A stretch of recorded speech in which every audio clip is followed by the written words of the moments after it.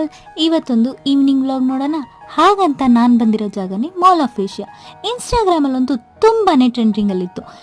ಏನಿದೆ ಅಂತ ನಾನು ಸಹ ಬಂದೆ. ಕ್ರಿಸ್ಮಸ್ ಆದಮೇಲೆ ಬಂದಿದ್ದಕ್ಕೂ ಏನೋ ಅಷ್ಟೊಂದೇನು ಜನ ಇರಲಿಲ್ಲ. ನಾವು ಪೀಸ್ಫುಲ್ಲಾಗಿ ಎಂಜಾಯ್ ಮಾಡಿದ್ವಿ. ಕಮಿಂಗ್ ಟು ದ ಪಾಯಿಂಟ್, ಈ ಮಾಲ್ ಅಂತೂ ತುಂಬ ಲಕ್ಸುರಿಯಸ್ ಆಗಿತ್ತು ಅಂತಲೇ ಹೇಳ್ಬೋದು. ನಾನು ನೋಡಿರೋ ಮಾಲ್ಸಲ್ಲಿ ಇದೊಂದು ಸ್ವಲ್ಪ ದೊಡ್ಡದಾಗೇ ಇತ್ತು.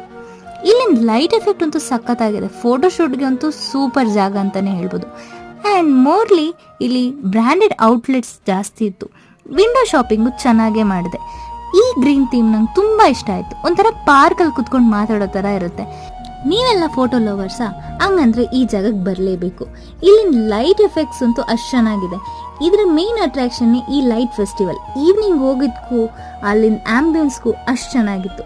ಸುಮಾರು ಫೋಟೋಸ್ ತಗೊಂಡು ಹಾಗೆ ಮನೆಗೆ ಬಂದು ನೀವು ಸಹ ವಿಸಿಟ್ ಮಾಡಿ. Thank you for watching.